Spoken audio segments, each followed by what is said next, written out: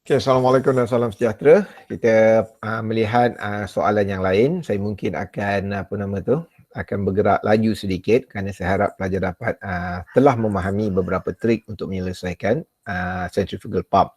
Yang paling utama, pelajar faham untuk melukis velocity triangle.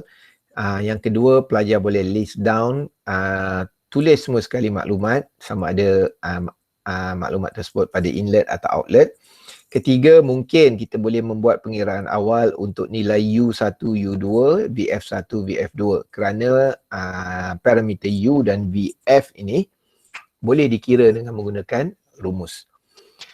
Okey, jadi kita teruskan dengan soalan 5. Determine the torque and power output for the turbo machine shown below. This is the data for the pump. So, diberi outer radius, inner radius, flow rate, speed dan density. So, apa yang boleh kita buat ialah berdasarkan gambar rajah ini diberi bahawa V2 sama dengan 6 meter per second, kita ada 30 di sini, dan V1 sama dengan 3 meter per second. So 30 di sini kita ingat ia bukanlah semestinya blade angle, ia adalah angle absolute velocity pada outlet keluar. So maksudnya di dalam velocity triangle kita mungkin kita perlu meletakkan sudut tersebut pada tempat yang sesuai. So ini adalah velocity triangle yang boleh kita lukis untuk keadaan ini.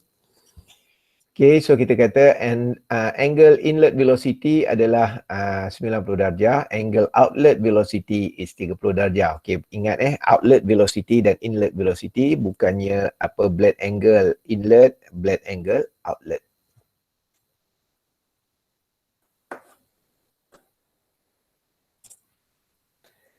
Okay, kemudian kita cuba untuk mengira torque. So, saya harapkan pelajar dapat melihat semula nota yang terdahulu. Kita ada mengira torque untuk mengeluarkan idea Euler head. So, kita pakai rumus tersebut. Kita kata torque sama juga dengan rho Q, V wall 2 R2 tolak V wall 1 R1. Kita boleh ringkaskan equation menjadi rho Q, V wall 2 R2 kerana V wall 1 sama dengan kosong. Okay, kemudian kita beranggapan bahawa V wall 2 boleh dicari dengan menggunakan cos 30. Oleh itu kita dapat 5.196 meter per second. Seterusnya kita boleh mengira nilai torque sebagai 88.85 Newton meter. So untuk rumus V2 cos 30 ini, ia bukanlah satu rumus yang kita kena hafal. Ia datang daripada velocity triangle yang kita ada. Okay, saya harap pelajar dapat memahirkan diri dalam penggunaan velocity triangle.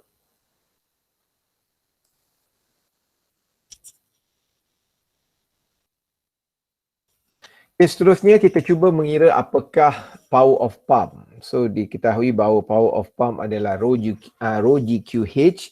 Oleh kerana kita tidak mempunyai information tentang apakah efisiensi yang berlaku, kita beranggapan bahawa efisiensinya adalah 100%. Oleh itu dalam keadaan ini kita boleh katakan bahawa nilai H yang berlaku di situ adalah Euler head, iaitu theoretical value. Kerana kita anggap bahawa sekiranya di dalam actual value losses mesti ada. Okay, so kemudian kita cuba mengira apakah Euler head. So ini adalah rumus Euler head. Daripada velocity triangle kita boleh mengira apakah nilai U2 dan apakah nilai V wall 2. Dan sekiranya kita masukkan di dalam equation, kita dapati bahawa Euler head adalah sama dengan 3.9725 meter. Dan seterusnya kita boleh mengira nilai power, iaitu 2.22 kilowatt.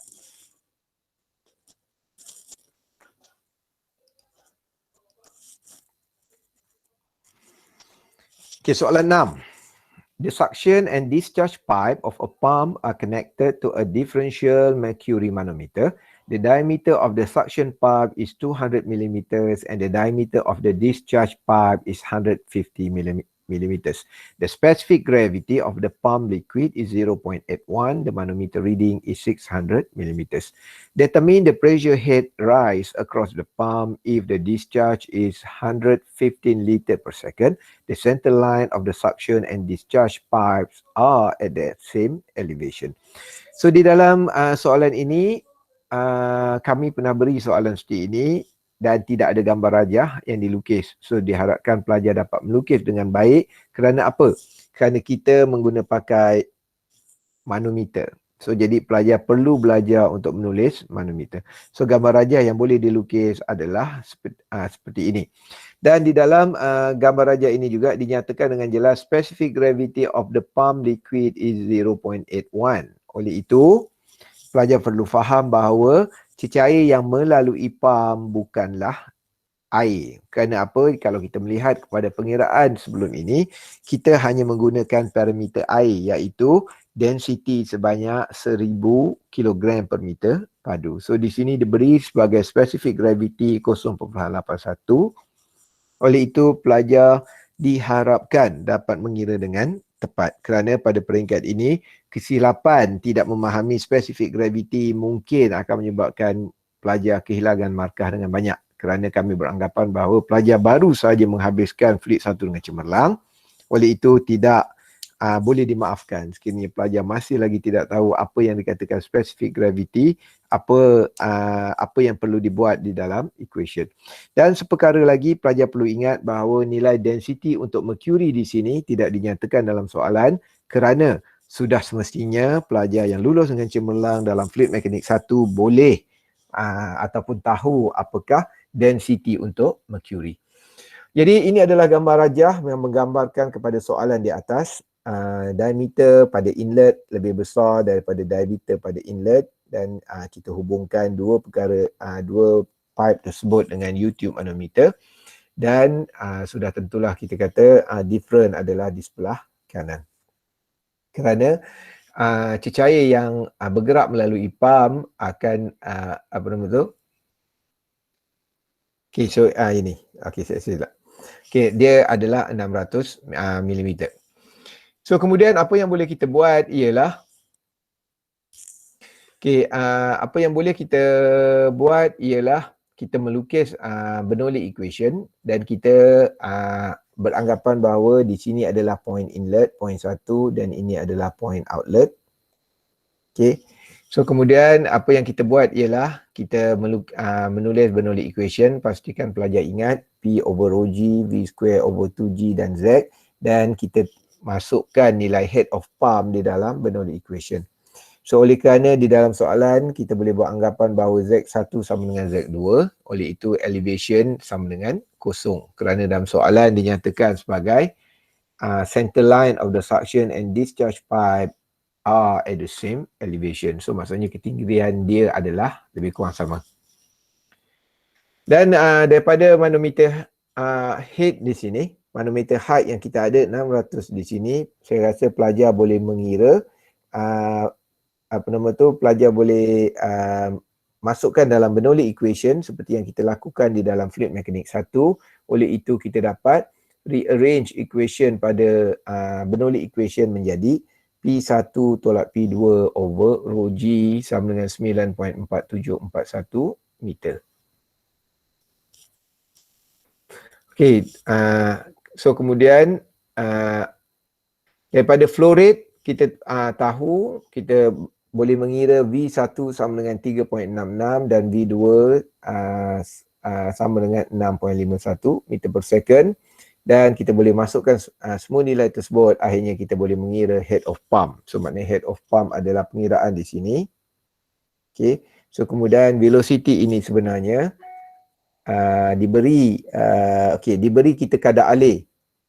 Okay, pelajar kena ingat diberi kadar alih dan diberi keadaan diameter telah diberi. So jadi kita ada rumus Q sama dengan A times V. So kalau kadar alih telah diberi, cross sectional area kita boleh cari, membawa maksud nilai V di sini kita boleh dapatkan. So itulah yang kita buat sehingga kita boleh dapat V1 dan V2 sebenarnya. Okay. So kemudian okay, so ini adalah HP di sini adalah setelah kita masukkan nilai head of pump pada Bernoulli equation di sini.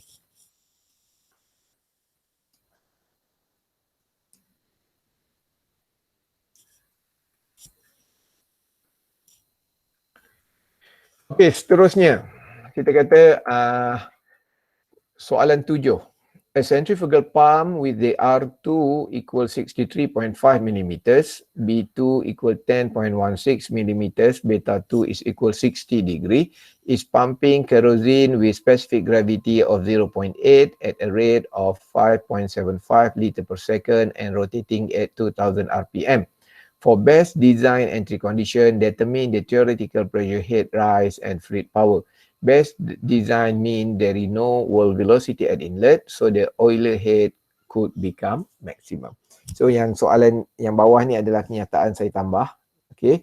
Kerana soalan dia hanya menulis sebagai best design. Kerana di sini kita kata ada setengah buku teks dia menggunakan perkataan best design untuk mewakili bahawa tidak ada frictional loss pada inlet. So maknanya wall velocity itu menggambarkan frictional loss ataupun kita kata turbulent yang berlaku pada inlet.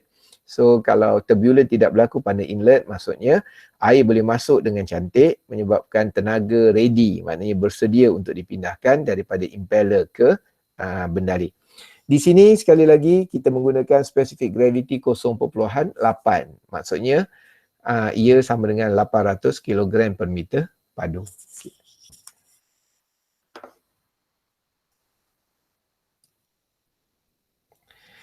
Kemudian kita melukis velocity triangle. So ini adalah velocity triangle pada outlet, ini adalah velocity triangle pada inlet. So kita letakkan 60 blade angle di situ. So jadi saya harap pelajar dapat alert.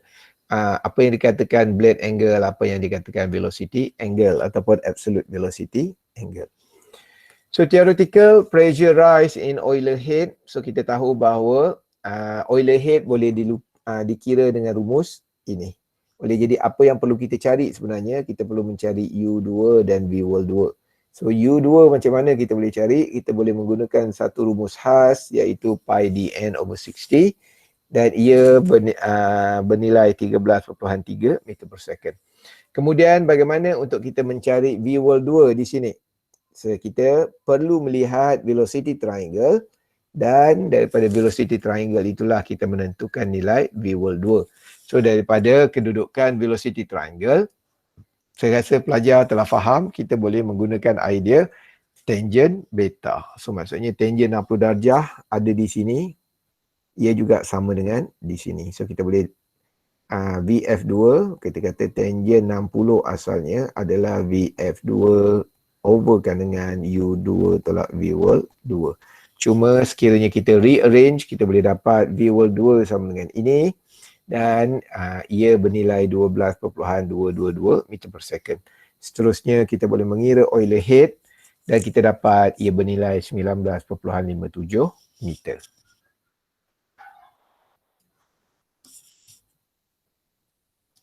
Dan power output yang kita boleh kira daripada keadaan ini adalah rho GQH. So kita masukkan semua sekali nilai dan kita dapati bahawa ia adalah 984 watt. Okay, seterusnya soalan nombor 8. A centrifugal water pump rotates at 800 RPM. So diberi nilai B1 sama dengan 50, B2 25, R1 40, R2 125, beta 1 45 darjah, beta 2 adalah 30 darjah. Assuming no angular momentum at fluid at the blade entrance, determine the ideal flow rate, pressure head rise across the impeller, the theoretical torque and the power requirement. So dalam keadaan ini diberi dalam keadaan tiada wall juga, tetapi diberi dalam bentuk ayat no angular momentum at fluid. Okay. So kalau kita melukis velocity triangle, ini adalah velocity triangle yang terhasil, oleh itu tiada nilai V-wall 1. Okay, kita draw the velocity triangle and then kita boleh mengira the ideal flow rate as ini. So kita kata ideal flow rate adalah VF1 darab pi D1 B1. Kerana apa? Kita sebelum ini hanya fokus mengira kepada VF. So VF sama dengan kadar alih dibagi dengan K pi dB. So oleh kerana di dalam soalan ini tidak dinyatakan apakah nilai K, kita beranggapan bahawa nilai K adalah sama dengan 1, iaitu sama dengan 100%. Okay. Dan untuk mengira nilai Q, kita perlu mengira apakah nilai VF. Oleh itu VF kita boleh mengira dengan menggunakan rumus keadaan alih dan ia sama dengan 3.35 meter per second. Dan pengiraan keadaan alih kita akan dapati bahawa ia sama dengan 0.0421 meter padu per second. Kemudian kita mengira pressure head rise across the impeller. So jadi kita pelajar perlu faham apa yang dikatakan pressure head rise. Okay. Sebelum ini kita mengira pressure different, sama aja. Pressure different atau pressure rise ataupun pressure head rise. So kalau pressure sahaja unit mesti Pascal, kalau pressure head unit mestilah dalam meter. Oleh itu jawapan akhir kita dapat dalam meter di sini. So oleh kerana tidak ada sebarang losses, oleh itu kita boleh beranggapan bahawa kita boleh beranggapan bahawa tenaga dipindahkan secara efisien dan kita boleh anggap pressure head rise adalah Euler head. Okay. Dan untuk mengira Euler head kita perlu tahu apakah V-wall 2 dan apakah U2. U2 boleh dikira di sini, kita dapat 10.47. VF2 kita boleh dapat 2.14 meter per second dan V-wall 2 kita boleh dapat 6.76 meter per second dan seterusnya kita boleh mengira Euler head di sini adalah 7.21 meter.